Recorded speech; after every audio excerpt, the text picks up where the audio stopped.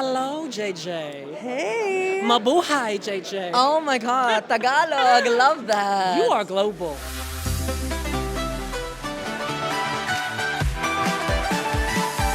No, Truly. I mean, Mr. Worldwide, only the bald head is missing. Mr. World. Now let's start with the Philippines, actually. Yes. How important is that part of your identity? Oh, it's a part of me. My mom, she's from the Philippines, and we grew up learning about both Austrian and Filipino culture because my dad is Austrian. So my mom always tried to, give us more of the Filipino culture, and so that was where the karaoke singing came from. So that's where I also learned how to sing, and yeah, Filipino food, watching Filipino telenovelas, which is insane because Drama. so much drama, so perfect for me. And yeah, so it's very important to bring my Filipino side with me too. So many great singers. Lea Salonga, for Ah, instance. insane. I mean, of course she did the voice for Mulan. Like, obviously, what do you mean? Yeah. It's an interesting move, though, from karaoke to opera. Yeah. How did that happen? Well, my dad always showed us, like, the next morning after the karaoke party, he was always like showing us Beethoven, Bach, and Mozart, and he was like, this is real music. And me as a kid, I was like, yeah, sure, whatever. But then, yeah, I started liking classical music, and then growing up listening to both, I was like, why not incorporate it, like both together? Yeah, and Yeah. in Austria, of course, there's a great musical tradition Yeah. of opera.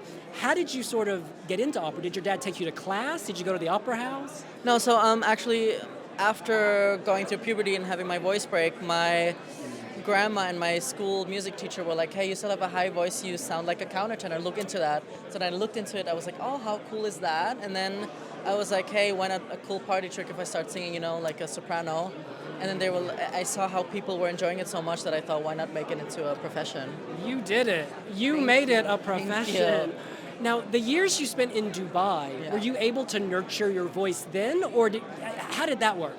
Yeah, so I always sang at the karaoke nights because we had a party every weekend. So that's where I sang all the time, and at home, my mom was singing much and my dad too. So, that's how I always got into the groove, into the vibe.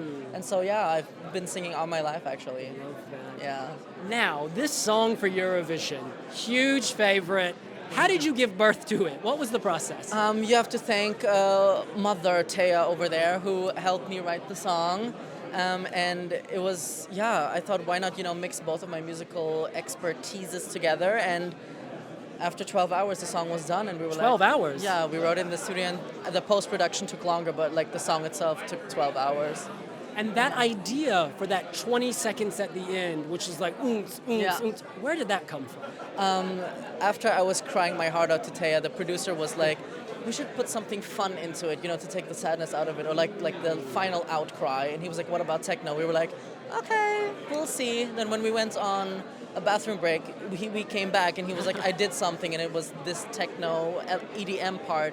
And we loved it so much, we were like, hey, we have to keep it. There's a lesson there. Always take the toilet break. Exactly.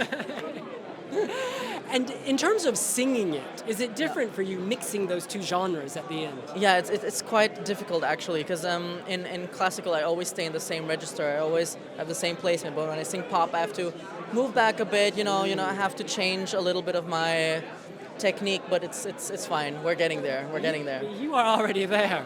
You are already there. Thank you. And for people who don't know, could Yes. you briefly describe the message of the song? Yeah. So the message of the song is actually to never give up, no matter how much love you've wasted, how much everything has gone away. There's always a light at the end of the tunnel. So after the final outcry and the realization that this was the wrong person or the wrong source you've been giving your love to, there's always someone else out there who can, who's the right, person for you. That is beautiful. Yeah, thank you. Of course, I'm looking out. It's all blank. Ain't nobody there, girl. No, like, who's then? There's nobody here. Right. And a final question Yes, for you. yes. What are your travel essentials? I was on Cecil's Instagram. I saw some essentials. What are your travel essentials? Definitely not like sizzles. Mine are my sleeping mask and my earplugs.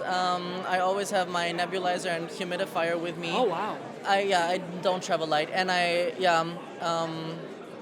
actually 10 pairs of outfits. I always have so many outfits with me, so yeah, even if I'm just out for 2 days. Is that nebulizer for your voice? Yeah. Oh, wow. It's good for, to keep the voice moist and to not have it dry out. You heard it here first. Keep it moist, y'all. All right. He is JJ. Thank you so much. Thank you so much for having me. Nice It was to so meet you. sweet. Honestly, you're so sweet.